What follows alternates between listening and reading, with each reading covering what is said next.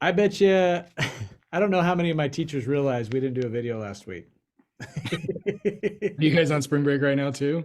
No, I was just gone. I was in meetings last week but we've got in services. So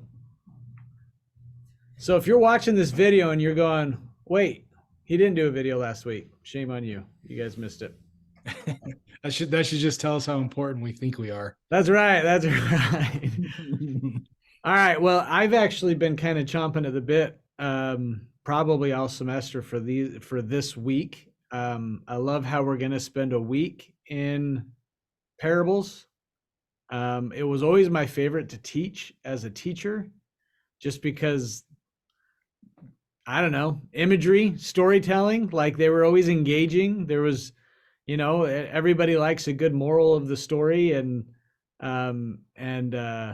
even surface level. I think even when I was an early teacher and I wasn't very good at teaching, these were always just, I don't know, they were ready made. Like we always drew them. I don't know. We always like artistic renderings of these and they were always really great aha moments for students. So I've been kind of looking forward to it since. So when you teach parables, what is the desired outcome? Is it just learning how to read parables, or do you have more of a specific outcome in mind? Well, I'll be honest, when I first taught it, it was like, oh, some variety. Like that's like what it was at the I can beginning. bust out the crayons and some I was paper. like, finally, we get to do something that's like so at first it was just a breath of fresh air. It was just different.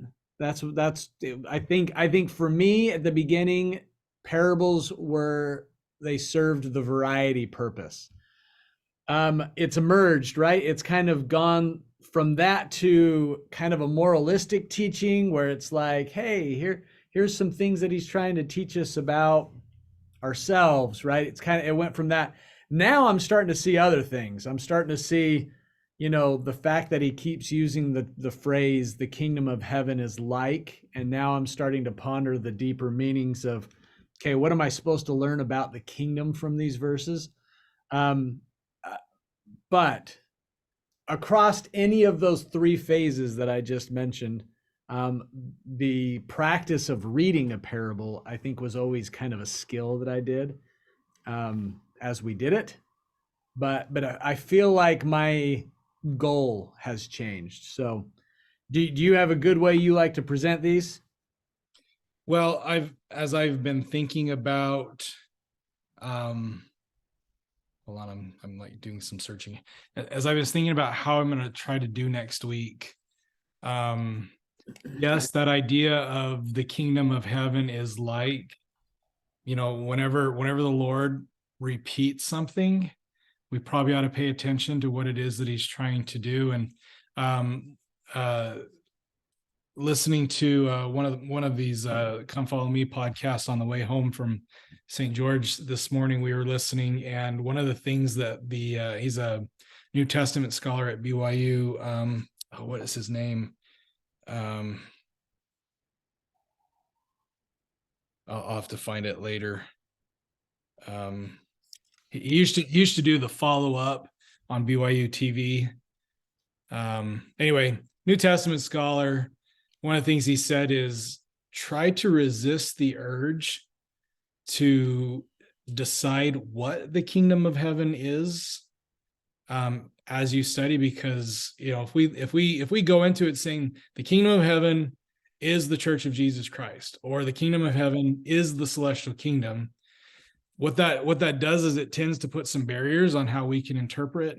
And oftentimes when you start looking at some of these verses, we see the kingdom is much more expansive than what we give credit to, and it tends to.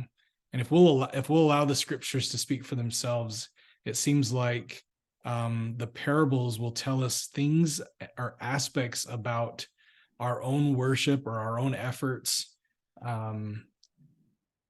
that we hadn't considered before, because we go into it already with a narrow perspective.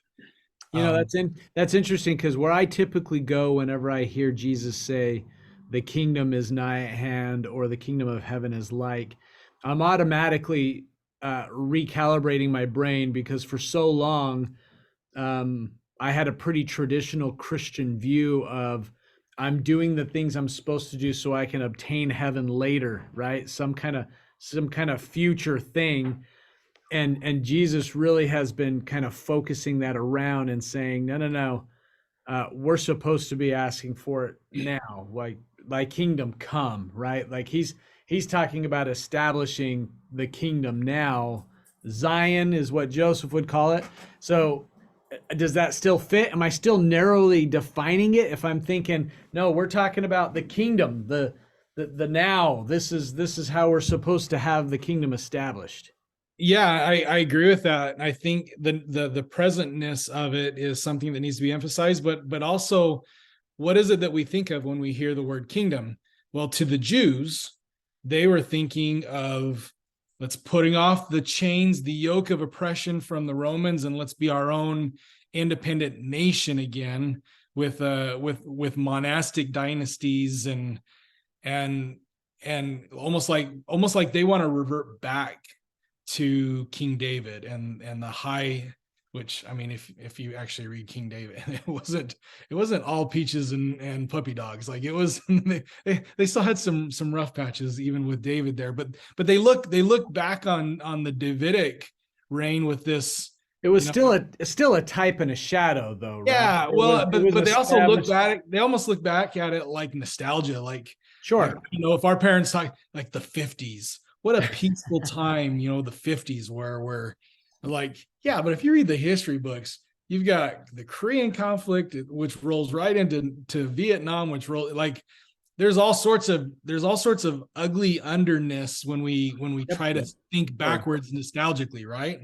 Yes, And but you can't discredit the fact that the Davidic royal line is a type of Christ, and no, you're right. like But I all think those what things have that meaning behind them. So But I think what Jesus is trying to do at any point that he's teaching is that he is always trying to flip the paradigm. He's always trying to get the people to think, all right, when I use the word kingdom, it's not the way that you guys think kingdom, which is this hierarchical system where there's a king and everybody serves the king. Nope, flip it on its head. Whoever's the greatest among you is going to be the servant, right? I am the king and I'm going to be the suffering servant. And if you want to be like me, be prepared for suffering. So I think when he's talking about the kingdom, yes, presentness, let's bring this kingdom in, but it's not going to look like what you think it so looks like. so it's almost like you need to keep the radical nature of what Jesus is already trying to introduce about what the kingdom is versus what our expectations are. So you almost have to view this as, okay, here's what I'm expecting kingdom to be. Now, what is he actually saying and why is it so different? Like for example, this one speaks to maybe this. I don't know if students would ever get there. I don't even know if I'd focus on it, but because Chad Webb brought it up very recently, talking about the parable of the sower, as members of the church, and especially historically, as members of the historical church, we have focused on perfection and works quite a bit in our history, right? But then Chad Webb's like, I feel like we overlook, verse 8 in Matthew 13, the seeds that fell on the good ground, they brought forth fruit, but some of them brought forth different amounts of fruit, 100-fold, 60-fold, 30-fold. And he kind of like re-examines that and goes, the kingdom of heaven is people are going to be able to bring forth the fruit that they bring forth, and we need to recognize and even celebrate the fruit that people bring. And I felt like that was a bit of a paradigm shift for me. I understood the kingdom a little bit better just because he reframed that way, right? So Dr. Becerra, Daniel Becerra, that's who it was on. He does taking what you just said, and he's going to add another layer to it. Grouped together with Matthew 13 is Luke 8. Right. And Luke 8 has some miracles, which we studied not last week, but the previous week, the woman with the issue of blood. But he does this interesting thing. This is also the story of Legion, right? And starting in verse 27, Luke 8:27, and when he went forth to the land, there he met him out the city, a certain man which had devils long time and wear no clothes, neither abode in any house, but in the tombs. And when he saw Jesus, cried out, fell down before him with a loud voice, said, what have I to do with thee, Jesus, thou son of God most high? And Dr. Becerra makes this interesting connection to these parables, especially maybe even when we talk about the sower or the gathering of the fish, or he said, look, even devils bear testimony of Jesus. And testimony is not enough. Knowledge of the kingdom is not enough. Knowledge of who Jesus is not enough. And in fact, then you go back to Matthew 13, where when the disciples, it's not the people, it's the disciples that come to Jesus and say, all right, so we don't get it. why do you teach in parables? Right. And I think this is probably where I'm going to spend most of my time, is this idea in verses 11, 12, and 13 about mysteries. We read mysteries and we think mysterious, right? We think about these, let's talk about mysteries, and somehow we get it in our brain that we think these mysteries are these deep, dark, hidden, Harry Potter and the Sorcerer's Stone kind of crap that, we think that there's some kind of, exclusivity to this kind of knowledge. And he's going, no. The devils have the knowledge. What I need from you are the mysteries. Verse 12, for whosoever hath, to him shall be given, and he shall have more abundant. But whosoever hath not, from him shall be taken away. Therefore I speak unto them in parables, because they seeing not, and hearing they hear not, neither do they understand. For this people, and this is now he's jumping to a prophecy from Isaiah, this is Isaiah's calling in Isaiah 5. For this people's heart is waxed gross, and their ears are dull of hearing, and their eyes have closed, lest at any time they should see with their eyes, hear with their ears, and should understand with their hearts, and should be converted, and I should heal them. So yeah, devils have knowledge. Any yuck can read these parables and go, well, yeah, the kingdom of heaven is like a field. And yeah, I can see the hard stone, or the hard area, and I can see the ravens, and I can see the thorn. But what he's trying to do is he's trying to tell us it's about conversion. And that's what the kingdom is about. How do you change, and what price are you willing to pay? Which are some of the later parables, right? The pearl of great price and the treasure in a field. How does this understanding of what the kingdom is, when you find it, sometimes it takes a long time, a lot of effort, a lot of digging, a lot of sacrifice, but what price are you willing to pay that you can know these things of Christ, that it may convert you so that he can heal you? And I think maybe that's where we got to get to, is it's not just a bunch of cool stories, which they are. I mean, well, actually they're pretty boring stories, let's be honest. But if we can find those little nuggets of application, they're intended to change us, right? Not just here's a little, be envious of how much I know about it because I've discovered a mystery. What I like is, so if you look at the curriculum, they're going to introduce parables first, and then they're going to actually show you some of the shorter ones, some of the shorter later ones, right? Yeah, to practice some skills of how to read them, right? And then you're going to spend time on the parable of the sower. You're going to spend a whole day on that parable, and then you're going to spend a whole day on the parable of the wheat and the tares, right? And then you have some review days.